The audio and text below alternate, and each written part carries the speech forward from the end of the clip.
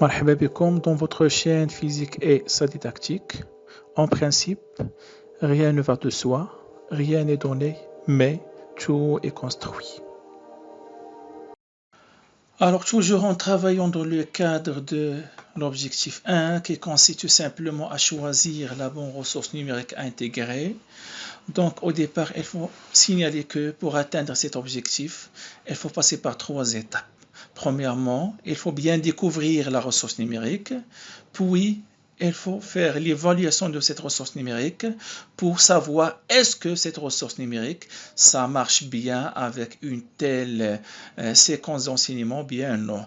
Et bien sûr, si l'évaluation est positive, il faut passer à la 3e étape qui consiste simplement à adapter cette ressource numérique aux instructions pédagogiques officielles. Donc, aujourd'hui, on s'intéresse, ou bien dans cette séquence, on s'intéresse uniquement à la bonne découverte de la ressource numérique. Pour ce fait, et bien sûr pour découvrir facilement une telle ressource sans ouvrir chaque fois le fichier de cette ressource, il faut s'habituer de préciser 2 choses. Premièrement, l'extension de chaque fichier et même il faut préciser une autre chose qui sera très importante. Mais tout d'abord, commençons par l'extension de chaque fichier. Donc ici, je vous donne pas mal des extensions et votre activité consiste tout simplement à bien classer ces extensions selon les colonnes suivantes. Donc, on a des textes, des vidéos, ainsi de suite. Donc, vous aurez pratiquement 10 minutes pour ce faire. Très bien. Donc, la plupart de vous a trouvé le classement suivant. Donc, tout simplement, pour la première colonne des textes, on trouve souvent l'extension .doc. Bien sûr, c'est l'extension tout simplement de fichier Word. .xls, c'est l'extension d'un fichier Excel. .ppt, donc c'est l'extension d'un fichier en PowerPoint. Bien sûr, on a .pdf et ainsi de suite. Pour les vidéos, bien sûr, on a pas mal des extensions, à savoir .mpg qui représente l'extension d'un fichier vidéo utilisé pour la plupart des lecteurs multimédia.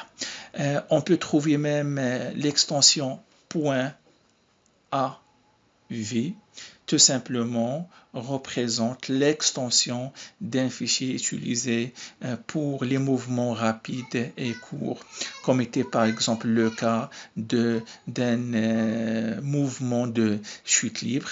On a même d'autres extensions, .mov ou bien même .flv. Bien sûr, FLV représente l'extension d'un fichier vidéo d'Internet. Pour les audios, bien sûr, on a .wave, on a .cda qui représente tout simplement l'extension de fichier audio de CD-ROM et .mp3 qui représente bien sûr l'extension d'un fichier de musique. Pour les images, on a pas mal des extensions. Parmi ces extensions, on a .tif qui représente l'extension de fichiers utilisés pour la plupart des scanners. Alors pour les animations, on a .sw qui représente l'extension des fichiers audio bien sûr, mais au format flash. On a même des extensions pour les dossiers des informations, .inf qui représente l'extension des fichiers contenant des informations nécessaires même à l'installation des logiciels. Finalement, j'ai des dossiers compressés qui ont l'extension soit .rar, soit .zip qui représente l'extension des fichiers compressés, soit avec le logiciel RAR, soit avec le logiciel zip respectivement. On a dit que pour faire la bonne découverte d'une façon facile, il faut s'habituer de préciser l'extension, mais en principe, l'extension est toujours déclarée automatiquement sur le nom du fichier. Par contre, pour un tel prof, il faut s'habituer de mettre une fiche de présentation de chaque ressource numérique. Sachant que cette fiche de présentation d'une telle ressource numérique précise le rôle de cette fiche, c'est-à-dire s'agit-il d'un fichier pour l'objectif 1, tel objectif, et même je précise même la catégorie ciblée.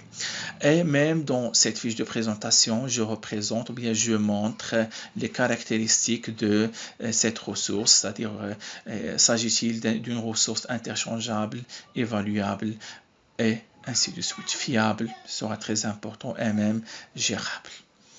Alors pour ce fait, je vous donne même un petit exemple. Donc, on va prendre tout simplement un site officiel de notre ministère qui montre les différentes ressources numériques, même réalisées par un staff des profs. Donc, tout simplement, on va entrer ici. Donc, remarquons que l'ensemble des ressources numériques est bien réparti sous forme bien organisé selon les cycles. Donc, on a primaire, collégial et même qualifiant. Donc, on a tout simplement des ressources numériques qui sont classées même dans l'ordre. Par exemple, ici, j'ai une ressource numérique qui est destinée pour les troncs communs BIOF. Donc, remarquons que finalement, ça représente une fiche de présentation, mais malheureusement, n'est pas bien rédigée. Donc, le semi-conducteur pour gérer une diode, regardez les électrons changer de position et d'énergie. Donc, apparemment, il ne s'agit pas d'une bonne présentation, bien, il ne s'agit pas d'une bonne fiche de présentation. Par contre, si on travaille sur la deuxième ressource numérique, donc, sera une fiche qui est quand même parfaite. Donc ici, tout simplement, j'ai le niveau bien sûr ciblé, donc c'est tronc commun bilingue. Ici j'ai tout simplement مميزات تبع ثنائية القطب شبه الموصلة.